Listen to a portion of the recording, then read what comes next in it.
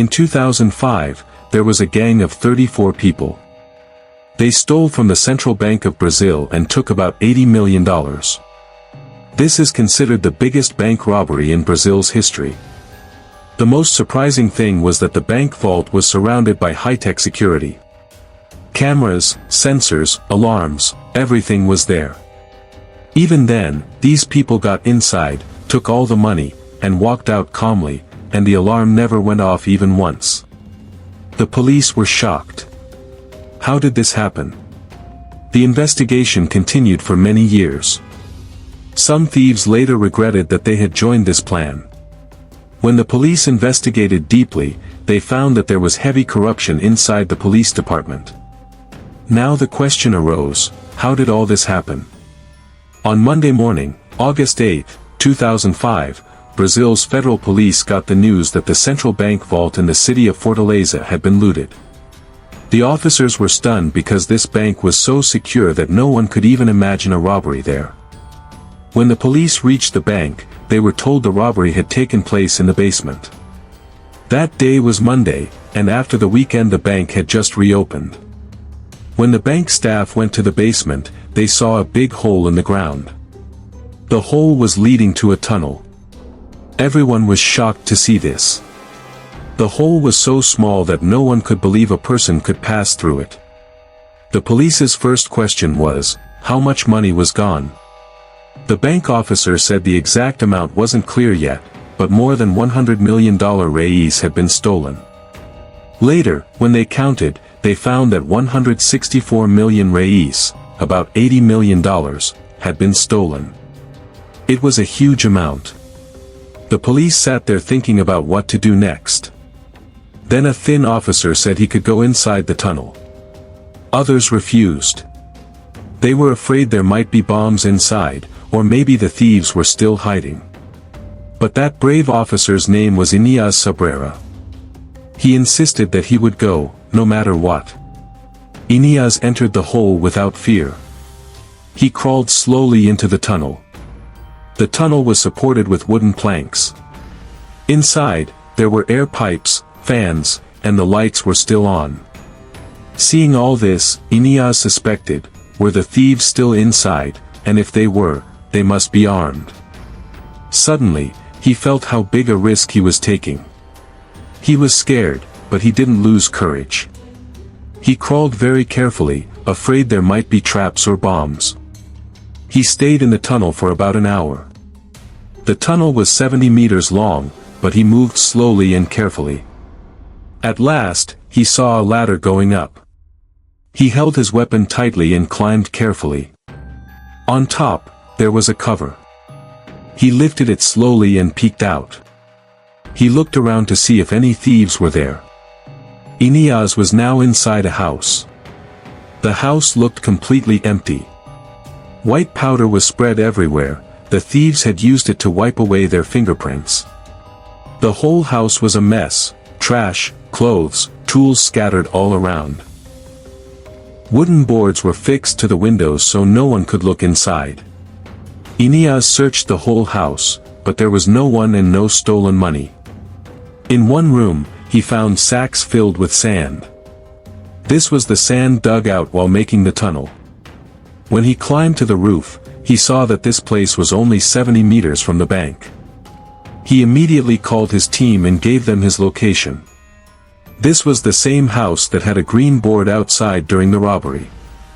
It was registered as the office of an artificial grass company, but in reality, it was just a cover.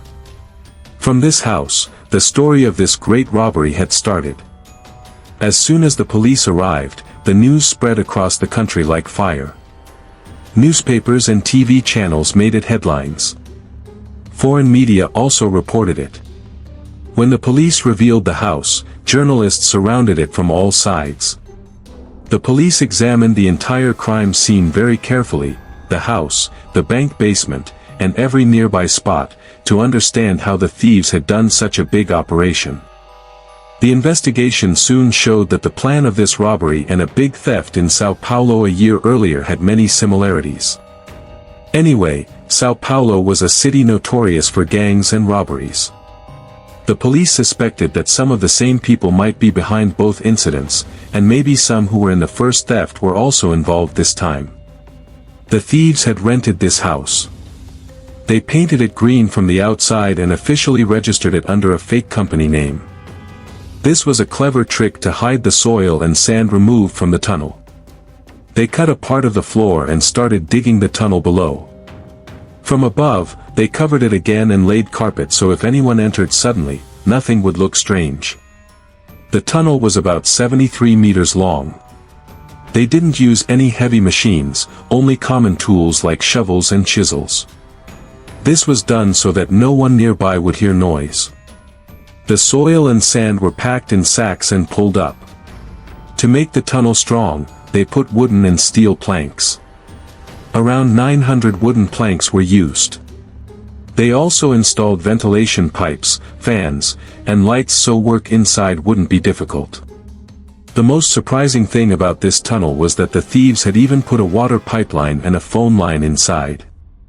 They used water while working and for drinking, and with the phone line, the people working inside and those in the house stayed in constant touch. Later, some arrested thieves revealed that they worked in shifts. Each shift had 7 people. Work went on 24 hours a day. Whether day or night, it never stopped. The biggest challenge in the plan was how to remove the soil. Every day a truck came and carried away sacks filled with soil. But the area was small, and when a truck left daily with heavy loads, neighbors started looking at the house suspiciously. This worried the thieves. They feared people might suspect too much and inform the police. Because of this, they began storing the soil inside the house. When one room filled up, they locked it and started keeping sacks in another. Slowly, many rooms were filled completely with soil. When space ran out, they started dumping sacks behind the house, spreading them so the ground looked flat and normal. But actually, the ground behind the house had risen almost 1 meter. The tunnel was mostly straight, but at one spot it turned slightly so it could pass without hitting the sewer pipe. From there, it went straight under the bank basement. The central bank basement was special. The staff had a big orange machine to lift and move heavy cash boxes. The gray pillars in the pictures were built to support this machine. Bank employees used it all day to move the heavy boxes. Each box weighed more than half a ton, so such a big machine was needed. That Friday, something happened that changed the direction of the investigation. Before closing the bank, someone left the machine exactly where the thieves' tunnel exit was. As a result, the machine blocked the camera's view. The police didn't think this was a normal coincidence.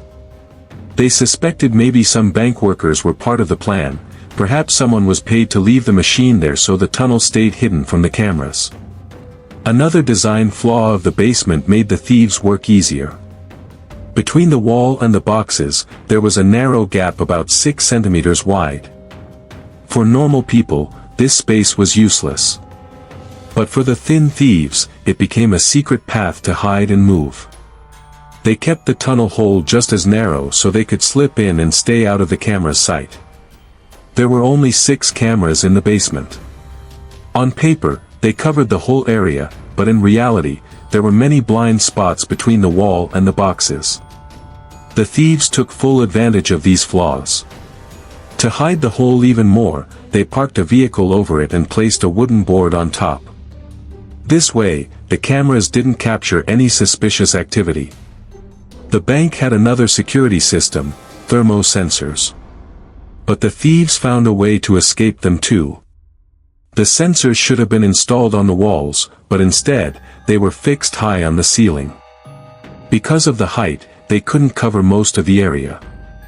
This information wasn't known to ordinary people, but the bankers and guards knew it well. The police suspicion grew stronger. They thought the thieves might have received inside help. During the investigation, they guessed the thieves entered the basement for the first time on Friday evening, between 6 o'clock and 7 p.m. This was the time when the staff were closing the basement and leaving for home. The working hours weren't over yet, and the sensors would activate only after 7 p.m. So, in that one small hour, when staff were going out and the sensors were still off, the thieves took the chance to enter. Inside, they first covered the tunnel hole. Then they checked the areas and paths out of the sensor's reach. This deepened the police suspicion that the thieves knew every detail of the basement beforehand, information that couldn't be obtained without help from someone inside. On the robbery night, the thieves went straight to the vault and began filling sacks with bundles of money. It was Friday night, so they had the whole weekend. For 3 days, no bank work was scheduled, which meant the theft could continue calmly. They put the sacks on plastic carts and, using ropes, pulled them through the tunnel to the outside. Each sack had about $5,000, and since about $80 million was stolen, this meant around 330 sacks were filled. The police started the investigation immediately. First, they checked the house and the fake company made by the thieves. They found the company license was registered in the name of Pavlo Sergio. The strange thing was that in his ID photo, he was wearing a hat. This made identifying him even harder. The police were surprised that the Trade Ministry had approved such a photo. They even suspected he might have bribed someone to get the license. When they questioned the neighbors, everyone said Pavlo was very friendly and cheerful. He had good relations with everyone. That's why no one suspected him at all. As the investigation went forward, new clues came out. It was found that the stolen money weighed about 3 tons. Such a heavy load couldn't be taken away with only 1 or 2 vehicles. The police guessed that several vehicles or large trucks were used. From this clue, they started checking car and truck agencies. In a few days, they found that a dealership had recently sold several trucks for cash. The total price of these trucks was about $1 million, and all were bought by a man named Jose Charles. He owned a shipping company. Owning trucks was not unusual for a shipping firm, but what was strange was that Charles had suddenly bought so many trucks at once and paid the whole amount in cash. Usually, such big deals are done through bank transactions, but here everything was in cash.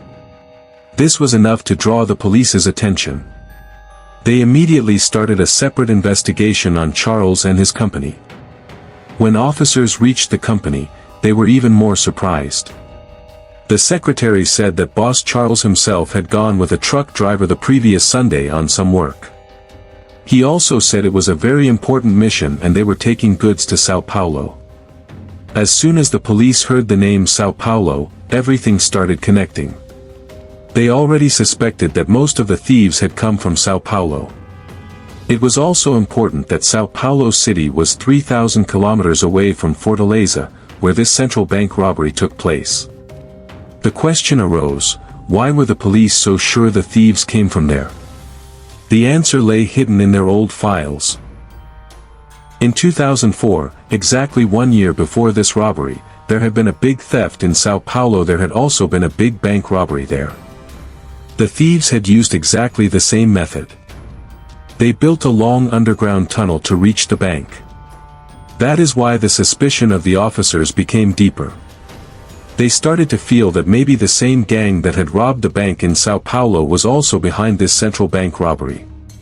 When it was found that the owner of the company, Charles, himself went with the truck driver to Sao Paulo, the police almost became sure that he went to carry the stolen money, or at least some part of it. The officers also found it strange that a company owner would go himself with a truck driver for an ordinary shipment. As the investigation moved ahead, the police located that truck. It was a car transport truck loaded with vehicles. This same truck was going from Sao Paulo to Fortaleza. The distance between the two cities was more than 3,000 kilometers, about 1,860 miles. That meant the journey would take several days. The federal police received secret information that the truck was at that time in a city called Belo Horizonte, which lies between Sao Paulo and Fortaleza. A team of police officers immediately took a helicopter and left for there. But before landing, the commander got a call from the local police.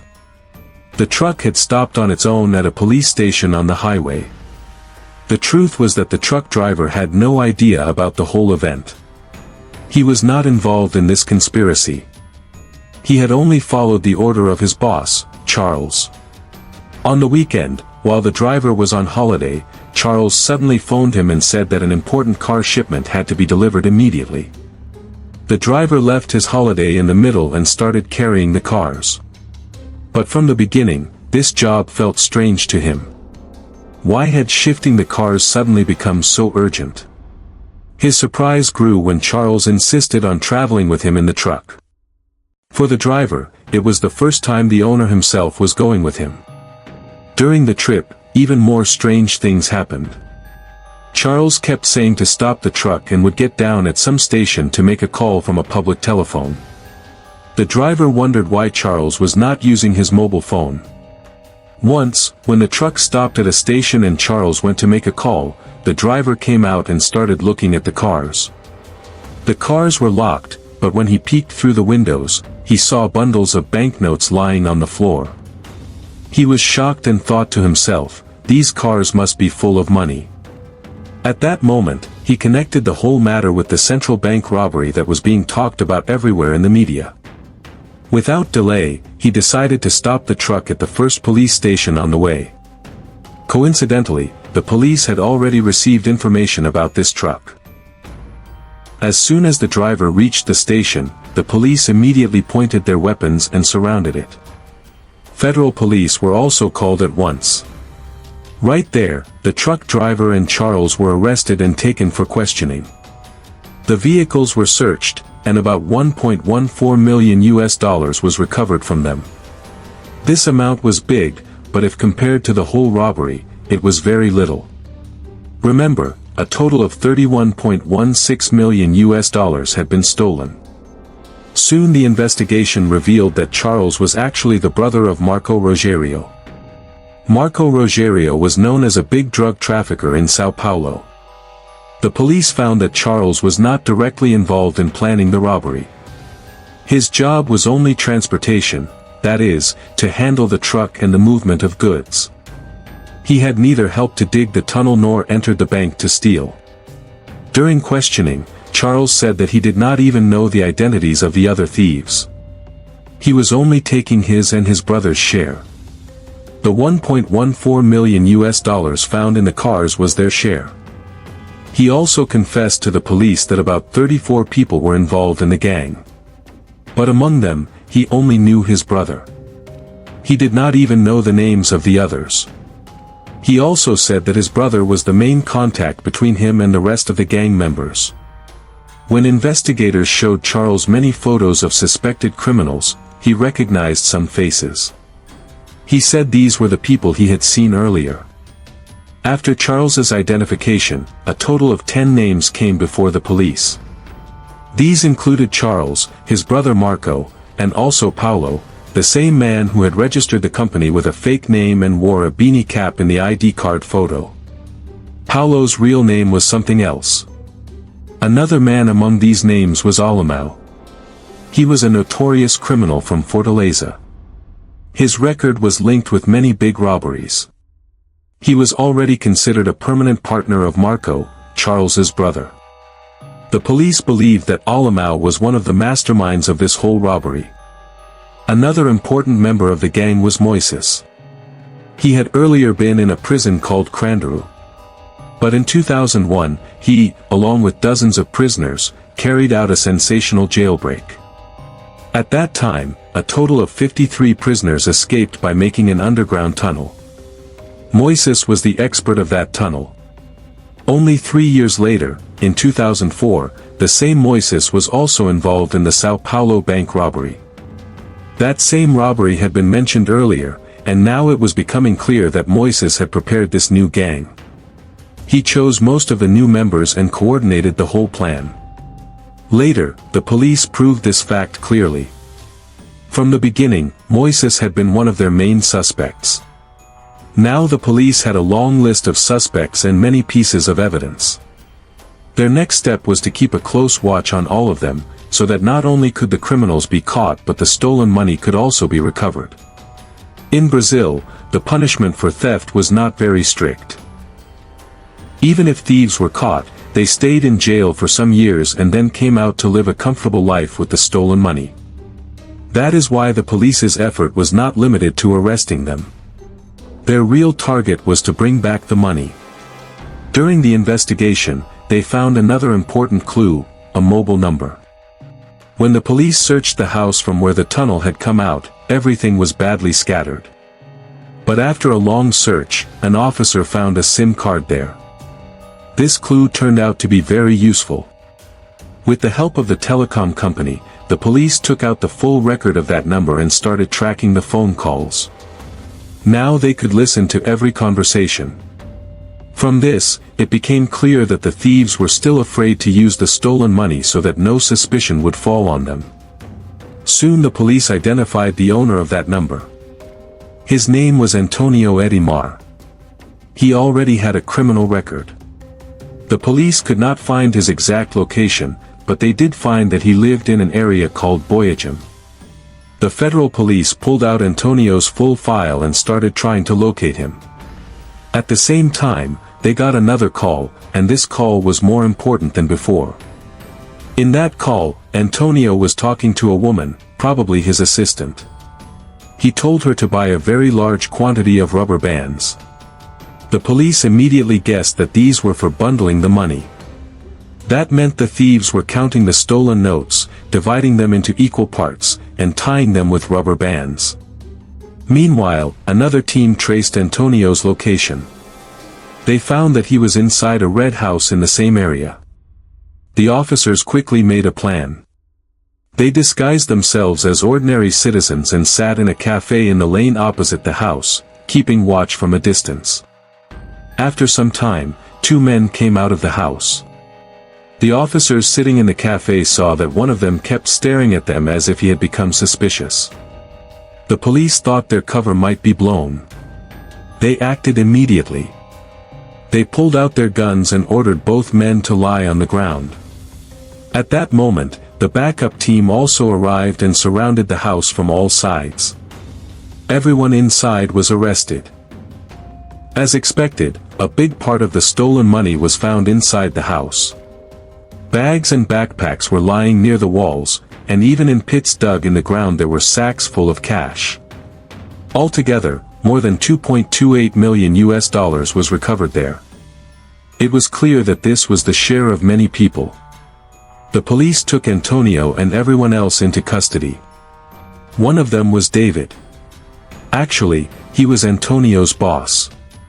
David was one of those who had carried out this operation, and it was his responsibility to give every member of the gang his share. The police also found a notebook in which David had carefully written down each member's share. From this house, two big names were caught, Antonio and David. Apart from them, 3 more people were also arrested.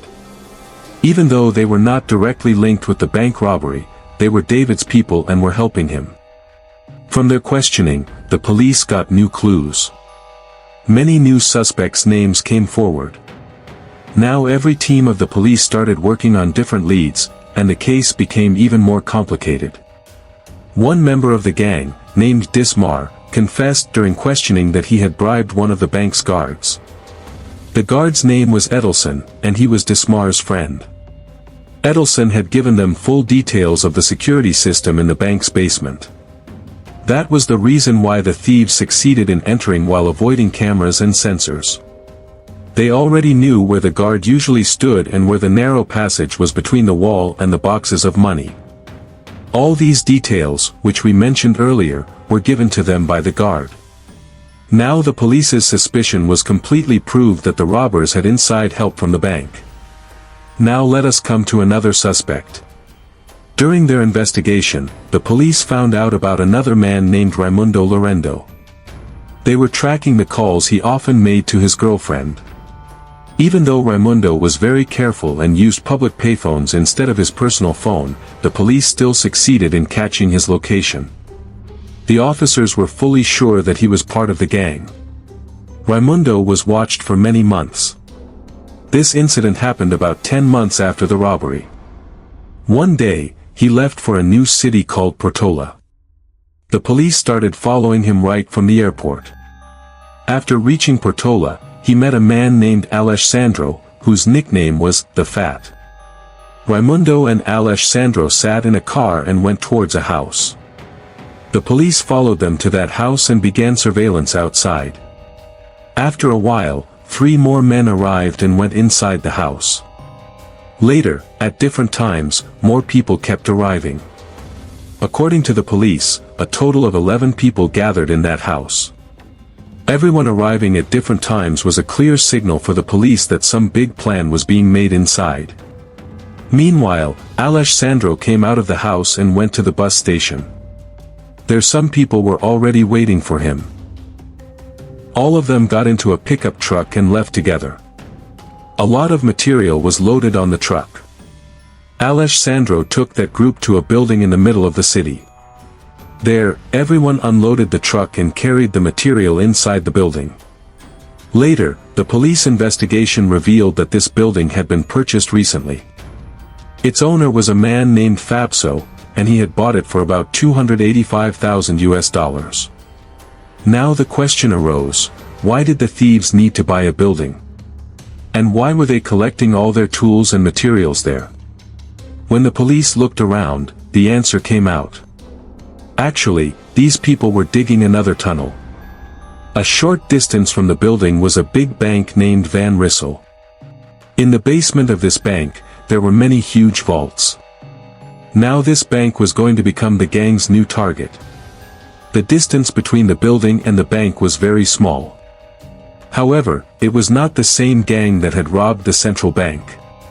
But there were some members common in both. Because of these common faces, the police reached this new gang. But the problem was that the police had no solid proof of what they were doing inside the building. So they needed a secret way to watch them. The police rented a building opposite that one. In between was the thieves' building, on one side was the bank's building, and opposite was the police's building. The police installed cameras and special devices to watch the building. Now every angle of the thieves' building became clear. Meanwhile, the thieves were working disguised as laborers. They wore workers' clothes and helmets so that no one would suspect.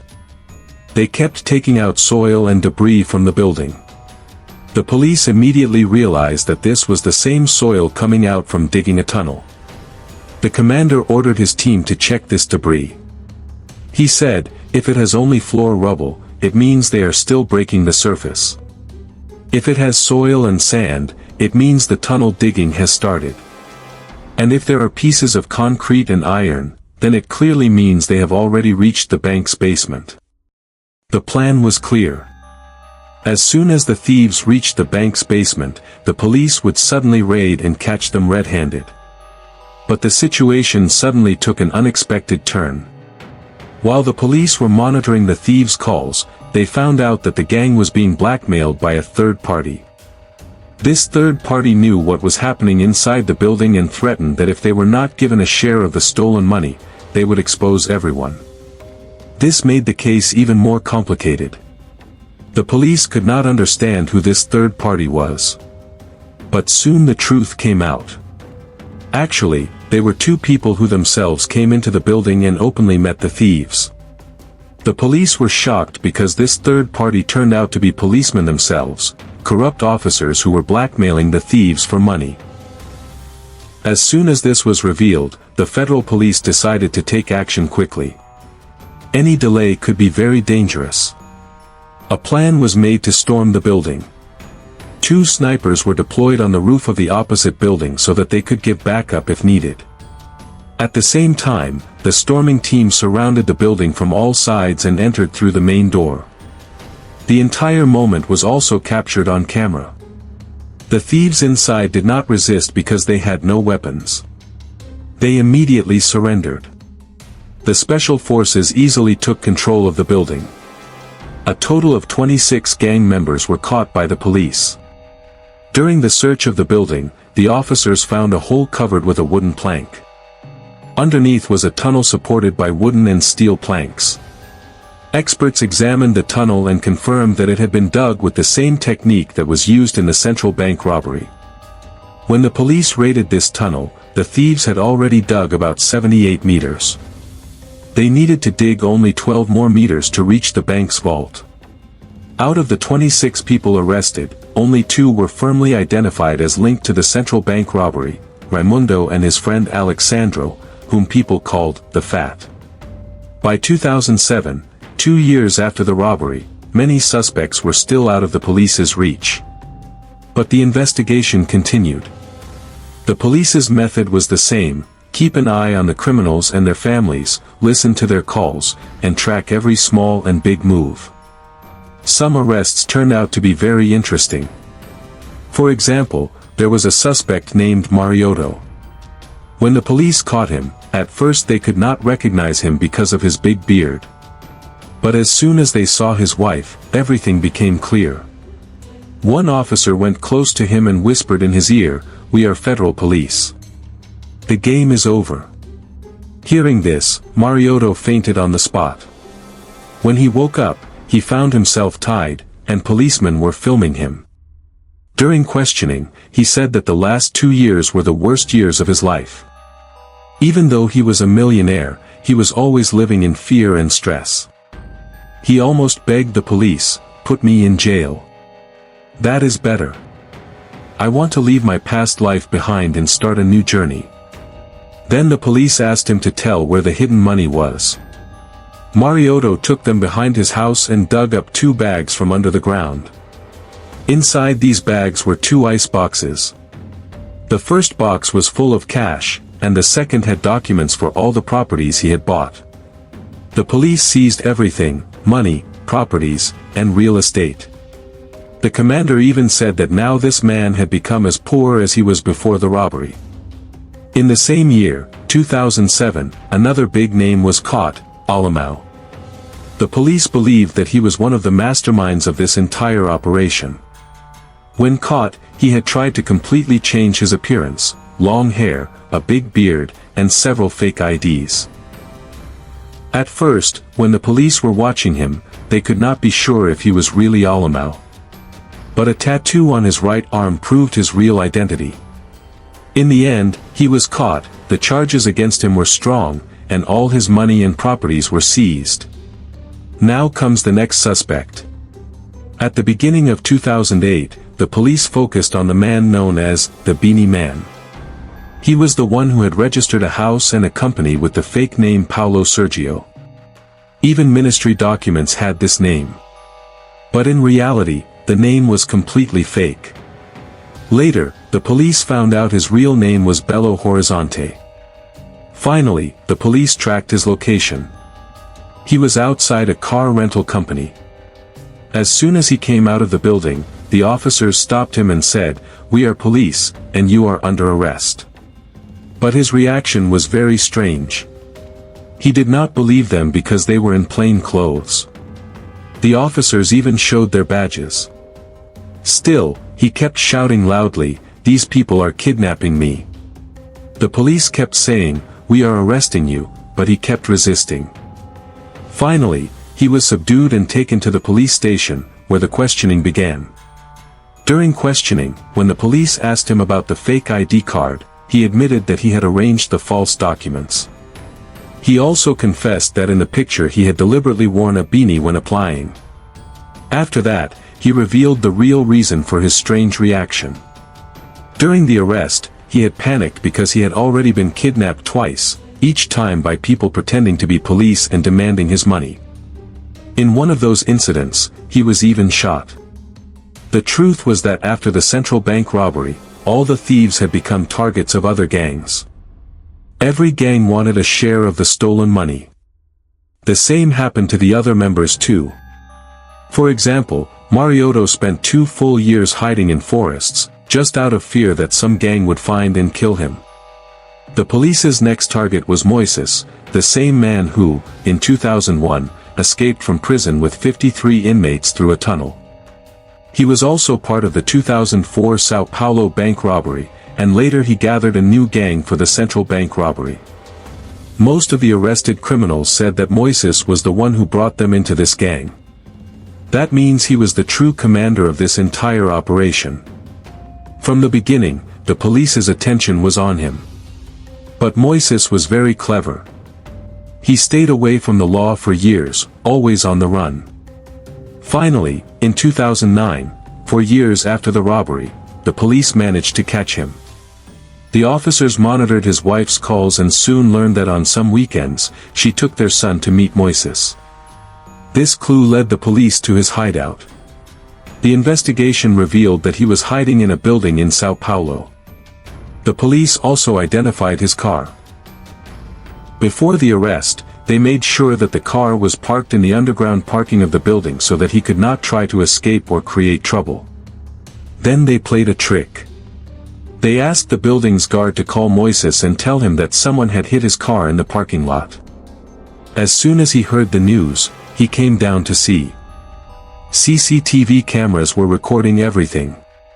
Moises came out of his apartment, took the lift, and reached downstairs. He had no idea what was about to happen. As soon as the lift door opened, a large number of federal police officers were standing there. Moises was completely stunned.